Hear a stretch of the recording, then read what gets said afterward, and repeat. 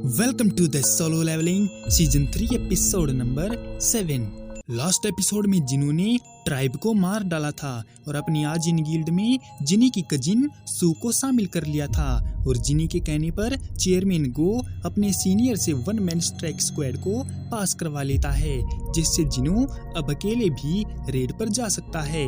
जिनू और जिनी अपने आजिन गिल्ड की पहली रेड करने के लिए एक गेट के सामने खड़े हुए हैं। जिनी उस बड़े से गेट को देखकर हैरान था, तो जिनू मन में कहता है कि अगर जिनी उस गवांग नली वाले गेट को देख लेता तो उसका क्या रिएक्शन होता।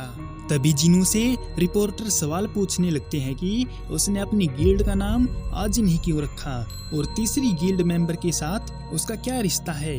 मगर तभी वहाँ पर वो जिनचुल आ जाता है, तो जिनू उससे पूछता है कि वो लोग उसकी जानकारी को लीक क्यों कर रहे हैं। तो जिनचुल ने बताया कि वो सिर्फ जिनू की पर्सनल इंफॉर्मेशन को सेफ रखते हैं, लेकिन गेट या उससे अलग जानकारी की जिम्मेदारी उनकी नहीं है। जिनू को समझते हुए देर नहीं लगी कि ये सब उस इंस्टाग्राम पोस्ट की वजह से हो रहा है, इसीलिए जिनू डिसाइड करता है कि आगे से वो ऐसी गलती नहीं करेगा। फिर जिनी जिनू से पूछता है कि अगर बड़ा भाई माइनिंग टीम या पोर्टर को साथ नहीं ले चलेगा तो उसके लिए मुश्किलें ज्यादा नहीं हो जाएंगी। लेकिन जिनू उसको बेफिक्र रहने को बोलता है, क्योंकि इन सब कामों को करने के लिए उसकी शैडो आर्मी है ना।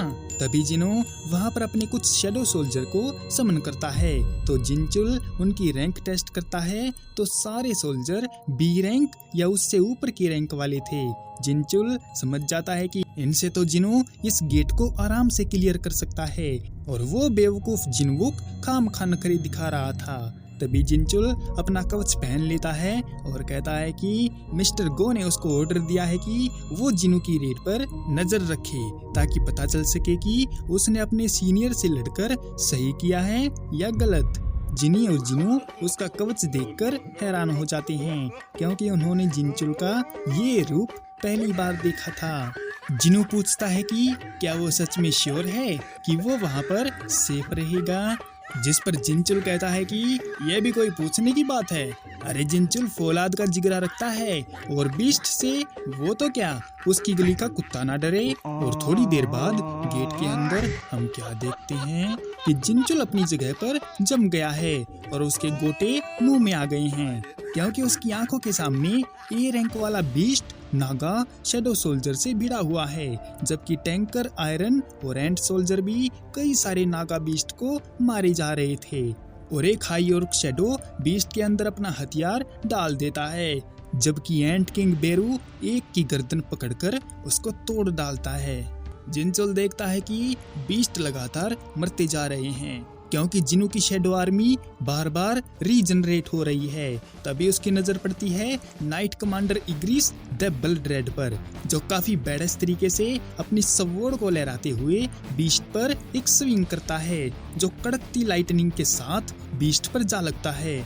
और इग्रिस एक के बाद एक उन पर कई सारी स्लैश मारता है, जिन्हें खाकर वो लोग दोबारा उठने के काबिल नहीं बचते।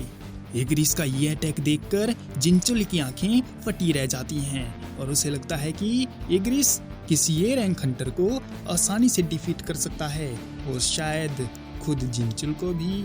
इसके बाद हम एक एंट सोल्जर को देखते हैं जो बड़े मजे लेकर एक बीस्ट के सिर को खा रहा था। तभी जिनू उसको एक लात मारकर दूर फेंकता है और उसे धमकाता है कि इतने महंगे बीस्ट को खाने की उसकी हिम्मत कैसे हुई। और फिर जिनू माइनिंग करती शैडो आर्मी को ऑर्डर देता है कि वो सब अपना काम सही से करते रहें, नहीं तो वो उनसे इग्रिस की लाल रंग की चड्डी धुलवाएगा। जिनचुल ने देखा कि जिनू एक वन मैन स्ट्राइक स्क्वाड की तरह काम कर रहा है। अब वो चाहे क्रिस्टल इकट्ठा करना हो, सोल्जर का ध्यान रखना हो, या फिर अड़बाद करती कीड़ी के लात मारनी हो, तभी वो देखता है कि उनके सामने डंजन बॉस खड़ा हुआ है। तो उसको देखकर जिनू अपनी उन शैडो को वापस बुला लेता है जो खाली बैठकर लूडो खेल रही थी। जिनचुल समझा नहीं कि जिनू ने अपने सोल्जर को वापस क्यों बुला लिया, जबकि वो आराम से उसको सुला सकते थे। जिस पर जिनू ने अपना डैगर निकालते हुए कहा, मिस्टर जिनचुल, अगर मैं सारे काम अपने शैडो सोल्जर से करवाता रहूंगा तो मेरे डैगर में जंग नहीं लग जाएगा। इतना बोलकर जिनू बॉस के आते हुए अटैक से बचने के लिए एक लंबी सी जंप करता है और तेजी से अपने डैगर को उसके सिर के बीच में से निकाल देता है, जिससे नागा बॉस एक ही पल में ढेर हो जाता है। और जिनचुल को यकीन नहीं होता कि जिनू ने एक ही बार में डंजन बॉस को कैसे डिफीट कर दिया। जिनू ये देखकर खुश हो जाता है कि उसके 101 लेवल के साथ साथ उसकी जॉब स्पेसिफिक स्किल भी लेवल अप हो गई हैं, जिसमें shadow extraction, shadow preservation, monarch domain और शैडो एक्सचेंज जैसी स्किल शामिल थी, जो लेवल 2 पर आ गई थी। यानी कि जिनू के लिए अब मुश्किलें कम हो गई हैं। अब शैडो एक्सचेंज को ही ले लो, लेवल अप होने से उसका वेटिंग टाइम 1 घंटा कम हो गया है और इससे जिनू को काफी फायदा होगा। जिनचुल हैरान है कि जिनू ने नागा की इतनी ताकतवर शील्ड को अपने बस 2 डैगर से ही फेल कैसे कर दिया। तभी जिनचुल ने देखा कि जिनू नागा के पास जाकर खड़ा हो गया है। जिनू एक नजर नागा को देखता है और कहता है, और इतना कहते ही नागा बॉस की शैडो जाग जाती है और जिनू नोटिस करता है कि वो टस्क जितना पावरफुल है, या हो सकता है उससे भी ज्यादा। हालांकि नागा जिंदा होने पर भी उतना ही ताकतवर था, लेकिन पहले के मुकाबले उसकी हाइट थोड़ी छोटी हो गई है। नागा की शैडो खड़ी हो जाती है और वो एलीट नाइट रैंक के साथ लेवल 13 पर है। जिनू खुश है कि चलो शैडो आर्मी में एक और ताकतवर शैडो जुड़ गया है। सिस्टम जिनू को उसका नाम रखने को बोलता है तो जिनू उसका नाम जीमा रख देता है और जिन्हें भी उसको देखकर काफी खुश होता है। मगर तभी वो डंजन बंद होने लगता है क्योंकि डंजन बॉस मारा जा चुका है, इसलिए उनको जल्दी से बाहर निकलना होगा। लेकिन उन्हें नागा की बॉडी को भी बाहर ले जाना है क्योंकि वो बहुत महंगी है। गेट के बाहर कोई अपने भारी कदमों से बाहर निकलता है और उसे देखकर सारे लोग डर जाते हैं क्योंकि वो टस्क था जो नागा को अपने कंधे पर उठाकर बाहर ला रहा था। पहले तो रिपोर्टर डर गए थे, लेकिन उन्हें जल्दी ही समझ आ गया कि ये खतरनाक मॉन्स्टर नहीं बल्कि संग जिनू की पालतू परछाई है। वो लोग टस्क की फोटो लेने लगते हैं तो टस्क उनको स्माइल देते हुए बोला, कैमरामैन, मेरा फोटो बढ़िया आना चाहिए। गेट के बाहर आने पर जिनी और जिनू देखते हैं कि वहां पर पहले से भी ज्यादा रिपोर्टर मौजूद हैं और गेट के अंदर का सीन देखकर जिनचुल की हालत पतली हो गई थी और उसी हालत में जाकर जिनचुल गो को सारी बात बता देता है। लेकिन गो को पहले से ही शक था कि ऐसा ही कुछ होगा। हालांकि जिनचुल ने बहुत सी रेड देखी हैं, लेकिन ये वाली रेड काफी अलग थी। जिनचुल बताता है कि वो कोई रेड नहीं थी बल्कि होश उड़ा देने वाली कहानी है। गो ने देखा कि जिनचुल काफी थक चुका है, इसलिए गो उसको रेस्ट करने के लिए भेज देते हैं और ख्यालों में खो जाते हैं कि उन्होंने अपने सीनियर से लड़के गलत नहीं किया, क्योंकि जिन्होंने ना बस ए रैंक डंजन को क्लियर किया बल्कि क्रिस्टल और बीस्ट बॉडी को भी बाहर निकाल लाया। वो एक स्ट्राइक स्क्वाड के सारे काम अकेले ही कर रहा है और वो वन मैन स्ट्राइक स्क्वाड नहीं बल्कि अपने आप में ही एक गिल्ड है और जिनों की वजह से हंटर्स की दुनिया में एक नया मोड़ आने वाला है। और वहीं जापान देश के टोक्यो के शिंजुकू में शहर के ऊपर अचानक से कुछ हलचल होती है और सब लोग अपनी अपनी गाड़ियां रोककर ऊपर आसमान की तरफ देखने लगते हैं, जिससे वहां काफी ज्यादा भीड़ लग जाती है। उन्होंने देखा कि ऊपर एक बहुत बड़ा भयानक सा गेट खुल गया है और किसी को कुछ समझ नहीं आया कि होने क्या वाला है। जापान के पार्लियामेंट में बड़ी गिल्ड के गिल्ड मास्टर को इकट्ठा किया जा रहा है ताकि शिंजुकू में खुले गेट पर बात कर सकें। पर तभी वो देखते हैं कि वहां पर ब्लेड गिल्ड के हंटर्स के साथ गिल्ड मास्टर सुगीमोटो आ रहा है। गोटो से पहले सुगीमोटो वाइस गिल्ड मास्टर था, लेकिन अब वो गिल्ड मास्टर बन चुका है। हालांकि उन्होंने जेजू आइलैंड रेड पर अपने 7 एस रैंक हंटर को खो दिया, इसलिए वो अब कमजोर पड़ गए हैं। और वहां खड़े दूसरे गिल्ड मास्टर बातें करने लगते हैं कि ब्लेड गिल्ड के पुराने दिन अब कभी वापस नहीं आएंगे और दूसरे गिल्ड वाले उनको पीछे छोड़कर जापान की नंबर 1 गिल्ड बनाएंगे। ये सुनकर उन सभी का पारा चढ़ जाता है और वो सब उन लोगों को घूर कर देखते हैं, तो वो गिल्ड मास्टर वहां से निकल लेते हैं, जिस पर होशिनो कहता है कि उनकी औकात ब्लेड गिल्ड के सामने कुछ भी नहीं थी और गोटो के मरते ही सबने अपने रंग दिखाना शुरू कर दिया। कनाई ने एक उड़ती उड़ती खबर सुनी है कि जापान की 2 गिल्ड फैंटम और स्नोई एक होने वाली हैं। अगर ऐसा हो गया तो उनके पास ब्लेड गिल्ड की ही तरह 4 एस रैंक हंटर हो जाएंगे। लेकिन इन सब से सुगीमोटो को घंटा फर्क नहीं पड़ता, क्योंकि उसके लिए अगर जापान की सारी गिल्ड भी एक हो जाएं तो भी वो उनसे बराबरी नहीं कर पाएंगे। अंदर जाने पर जापान के प्रेसिडेंट एस रैंक हंटर को धमका रहे हैं कि टोक्यो में एक एस रैंक गेट खुल गया है और वो कुछ नहीं कर रहे हैं, जिस पर एक बंदा कहता है कि एस रैंक हंटर उस गेट को क्लियर नहीं कर सकते क्योंकि जापान के सबसे ताकतवर हंटर ही जेजू आइलैंड पर मुंह की खाकर आ चुके हैं। इसीलिए उनके पास एक ही रास्ता है कि वो किसी नेशनल लेवल हंटर की मदद लें। एक हंटर सजेशन देता है कि उन्हें थॉमस आंद्रे की मदद लेनी चाहिए, जिस पर दूसरा हंटर कहता है कि उनके पास इतने वोन नहीं है कि वो थॉमस आंद्रे की फीस दे सकें। हालांकि वो दूसरे देशों के एस रैंक हंटर को बुला सकते हैं, लेकिन ये बात पक्की नहीं है कि उनमें से कितने एस रैंक हंटर गेट के अंदर जाने को तैयार होंगे। तभी सुगीमोटो कहता है कि वो एक ऐसे हंटर को जानता है जो पैसों के लिए कुछ भी कर सकता है और सुगीमोटो उसी को गेट के अंदर भेजने की सोच रहा है और उस हंटर का नाम है द बैरियर स्पेशलिस्ट यूरी ओरलॉफ। और वहीं कोरिया में गाड़ी में बैठा जिनो अपने इनक्रीज हुए लेवल और उस कार्टनन टेम्पल की चाबी के बारे में सोच रहा है। उसे देखना है कि 102 लेवल पर जाने के बाद क्या होगा। ऑफिस पहुंच जाने पर जिनो जिनी जैसे एनर्जेटिक वाइस गिल्ड मास्टर को पाकर खुश है, लेकिन उसको गिल्ड में और भी मेंबर रिक्रूट करने हैं। पर तभी हम देखते हैं कि पास ही में खड़ी मैडम चा जिनो को घूरे जा रही है और जैसे ही जिनो की नजर उस पर पड़ती है तो वो नजरें चुरा लेती है और वहां से भागने की कोशिश करती है। तो जिनो एकदम से उसके पास आकर पूछता है कि वो उसके ऑफिस के बाहर खड़े होकर क्या कर रही है और उससे दूर क्यों भाग रही है। इन सब से मैडम घबरा जाती है और बताती है कि उसने अपनी कार यहीं छोड़ दी थी और जब जिनो ने उसको टोना टोटका करके हंटर जिम में टेलीपोर्ट किया था तब वो यहीं पर ही रह गई थी। जिनो कहता है कि अरे कार कहाँ भागी जा रही है, तुम ये बताओ क्या तुम अभी फ्री हो।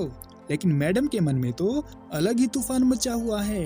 उसे समझ नहीं आता कि जिन्होंने उस लड़की के साथ सेल्फी क्यों ली और उसने उसको छोड़कर एक ए रैंक वाली हंटर को अपने गिल्ड में ज्वाइन क्यों किया। क्या वो मैडम से भी ज्यादा बेहतर है। मैडम ने कहा कि वो जिनो को मिन बयांग्यू का एक मैसेज देना चाहती है जो उसके पावर के बारे में है। ये सुनकर जिनो शॉक्ड रह जाता है और मैडम को ऊपर चलने को बोलता है क्योंकि उसको कुछ बात करनी है। ऊपर जाने पर मैडम को पता चलता है कि वहाँ पर सिर्फ वो दोनों ही हैं और जिनी भी बाहर गया हुआ है और इन सब से मैडम घबरा जाती है।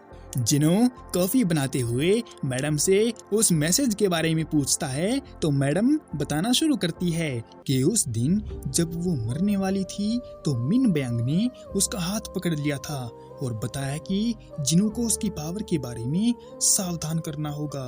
बयांग्यू ने आगे कहा कि जब जिनो ने उसको उठाया तो वो होश में तो था, लेकिन उसकी खुद की पर्सनैलिटी उसकी नहीं थी, बल्कि उसे एक गुलाम जैसा महसूस हो रहा था और लग रहा था कि अब उसका मकसद बस जिनो का ऑर्डर फॉलो करना है और उसकी गुलामी करनी है।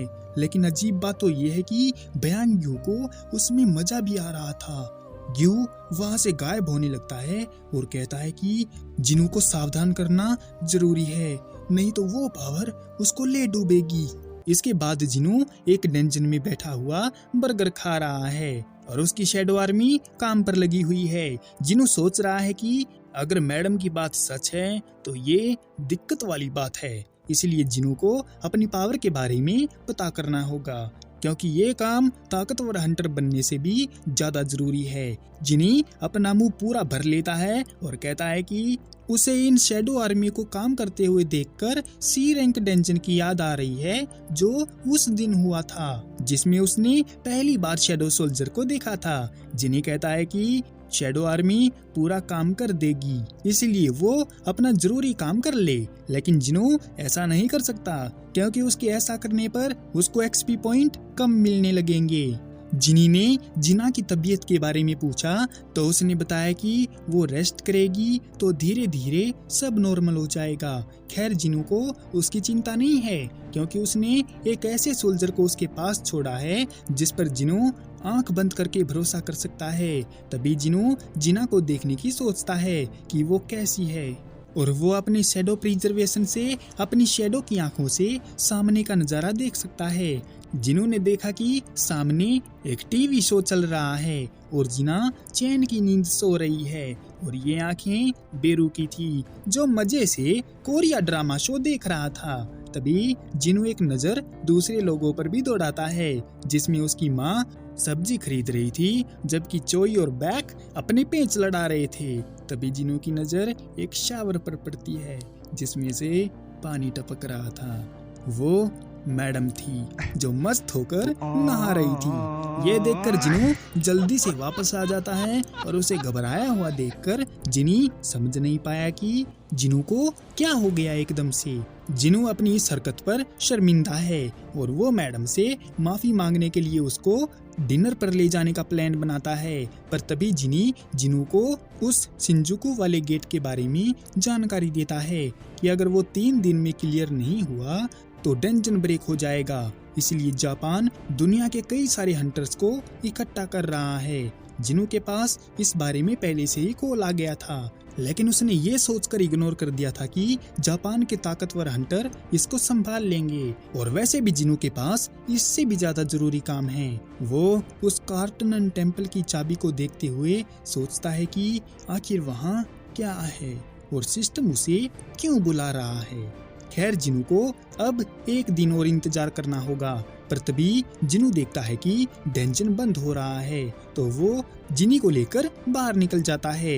इसके बाद हम देखते हैं कि सुगीमोटो उसी एस रैंक हंटर यूरी ओरलोफ से मिलने जाता है, जिसका एक दूसरा नाम भी है, और वो है beast sportive Hunter in the world. Yuri दारू पीते हुए सुगीमोटो की तारीफ करता है कि उसने आम लोगों को मरने से बचाने के लिए शहर को खाली करवा दिया।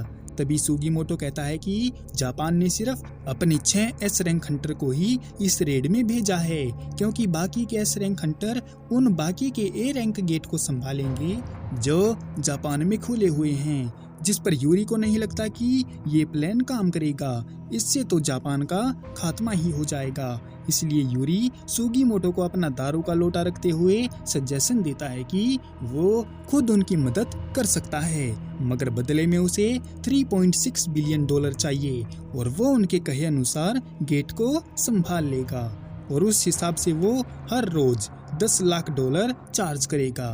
इतना बोलकर यूरी सुगीमोटो की तरफ एक गंदी सी स्माइल करता है। इसी के साथ the end of Solo Leveling season 3 episode number 7। मिलते हैं किसी और वीडियो में, तब तक के लिए सायोनारा।